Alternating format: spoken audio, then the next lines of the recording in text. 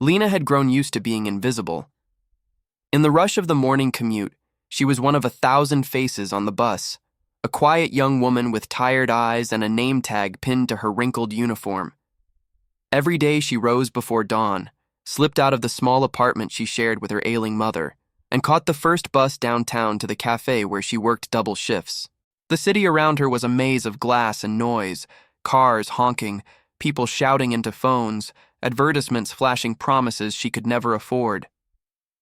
She kept her head down and her heart steady, repeating the same silent prayer. Just one more good day for Mom. The doctors had said the heart medication would help, but it was expensive, and the insurance barely covered half.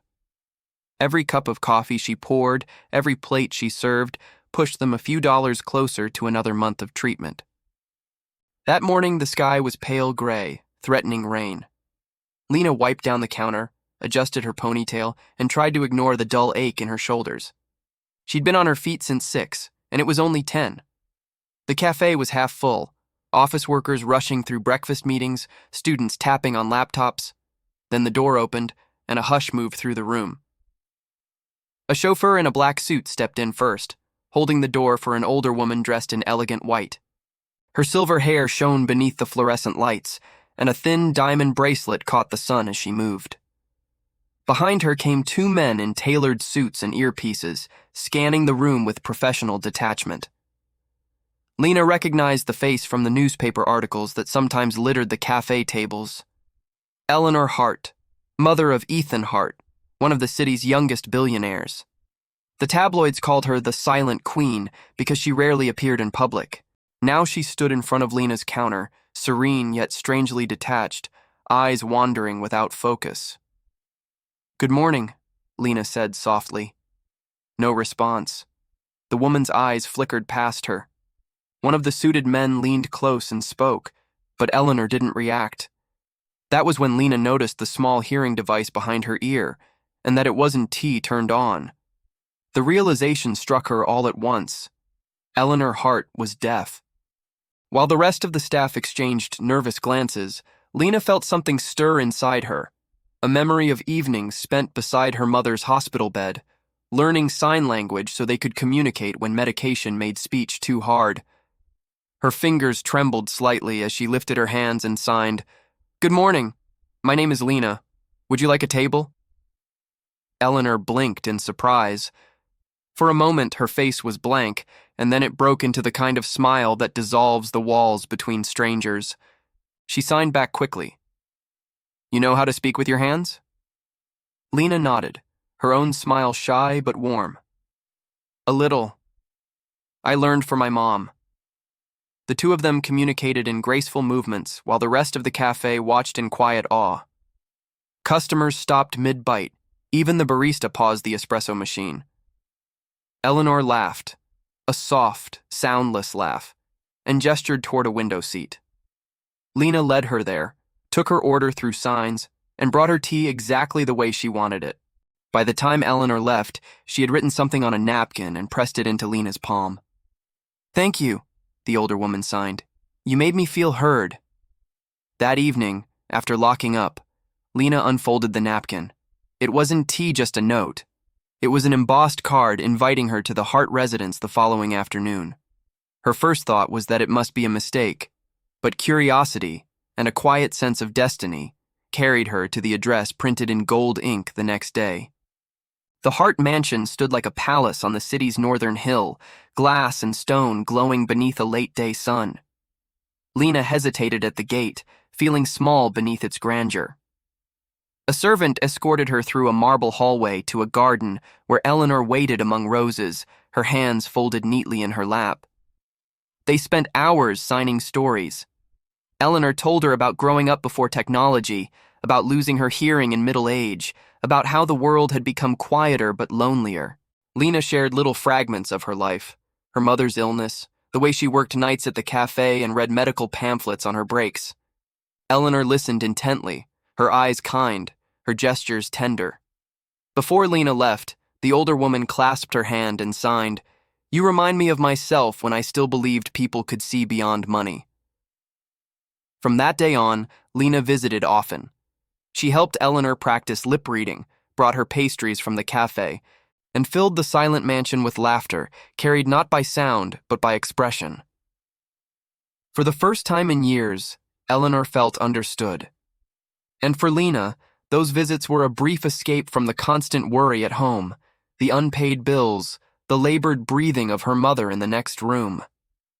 One evening, as twilight painted the city gold, Lena was arranging a bouquet in the sitting room when she heard a deep voice behind her.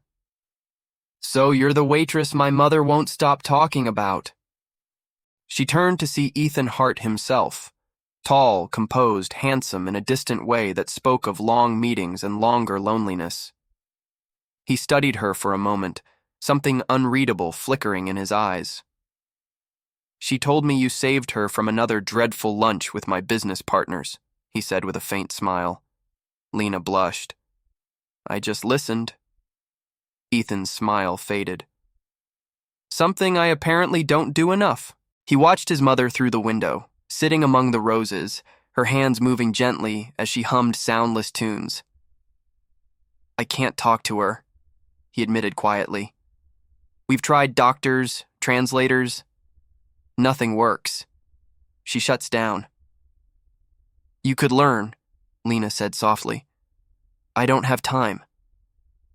Lena looked at him, and for the first time in his life, Ethan Hart felt ashamed of the words that had come so easily. That night, he watched through the glass as his mother and the shy waitress signed goodbye. He saw his mother laugh, really laugh, and realized how long it had been since he'd seen that expression. Something inside him shifted, a small crack forming in the armor he'd built out of ambition and regret. Over the next weeks, Lena continued her visits. Ethan found reasons to linger nearby, to listen to the rhythm of their silent conversation. He asked her to teach him a few signs. "Thank you." "I'm sorry." "I love you." The first time he signed those words to his mother, Eleanor's eyes filled with tears. She touched his face with trembling hands, mouthing, "My son." The house changed after that. Servants began learning simple signs. Music returned, not in sound, but in movement. Ethan hosted dinners without the stiff formality of business deals, and Lena became part of it all, though she remained humble, always returning to her small apartment at night to check on her mother. Months passed. Winter wrapped the city in cold light, and Eleanor's health began to decline. She spent more time in bed, her once sparkling eyes dimming, but still filled with affection whenever Lena entered the room. Ethan often sat by the fire, watching them communicate in that beautiful, silent language, realizing that wealth could buy care, but not connection. One snowy evening, Eleanor asked Lena to sit beside her. She took her hand and signed slowly. "Promise me you'll keep helping people listen, even when I'm gone." Lena nodded, tears slipping down her cheeks. "You'll be here," she signed back. "Always." Eleanor smiled faintly. "Tell my son to live, not just succeed." She closed her eyes, the faintest breath escaping her lips, and the room seemed to still. When Ethan entered a few minutes later and saw Lena holding his mother's hand, he didn't need words.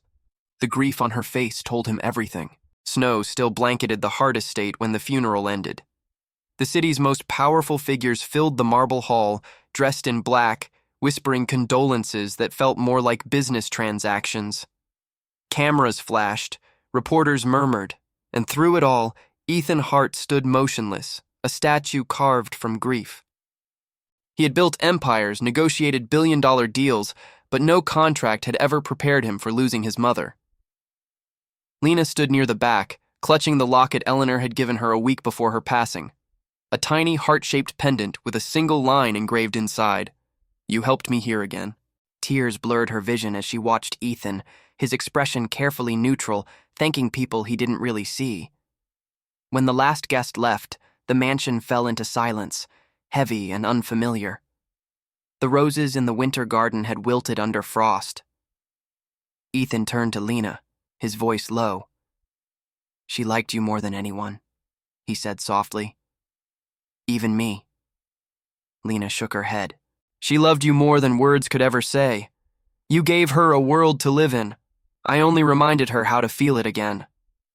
For a long time, neither spoke. The only sound was the faint ticking of the grandfather clock, a rhythm that suddenly felt too loud for the quiet grief between them. Days turned into weeks. Ethan withdrew from public life, canceling meetings, skipping galas. He spent hours in his mother's study, reading her letters, watching old home videos with captions. Sometimes Lena brought him tea, trying to fill the space with gentleness. Sometimes she simply sat nearby saying nothing, because silence had become the language they both understood best. One evening he broke that silence. "Do you ever feel like you're living someone else's life?" Lena looked up. "Every day." He turned toward her, his voice unsteady. "My mother found peace because of you. And I—" His words trailed off. "I don't even know who I am without her." Lena hesitated, then reached for her necklace. "Maybe you're not supposed to know yet. Maybe you're supposed to find it, not in money or success, but in what she left behind." Ethan's gaze softened. "You mean you?" Her breath caught. "I mean kindness," she whispered, "and maybe a little of me." That night, as snow fell outside the tall windows, Ethan walked Lena to the gate. The city glowed below like a sea of golden stars. For the first time, he didn't feel like a man standing above the world. He felt like one who had finally stepped into it. In the weeks that followed, Ethan began transforming his mother's estate. The mansion opened its doors to the deaf community. He launched a foundation in Eleanor's name, offering scholarships for hearing-impaired children and training for families to learn sign language together. And at the center of it all stood Lena, humble yet radiant, teaching with gentle hands and a patient smile. Together they turned grief into purpose. But fate, cruel as ever, was not done testing them. One morning, Lena arrived late to the foundation. Her eyes were red, her movements clumsy. Ethan noticed immediately. "What happened?" he asked. "It's my mom," she whispered. "The doctors say she doesn't have much time." He stepped forward, wanting to hold her, but stopped himself. Instead, he said quietly, "Go to her. I'll take care of everything here." She nodded, tears spilling.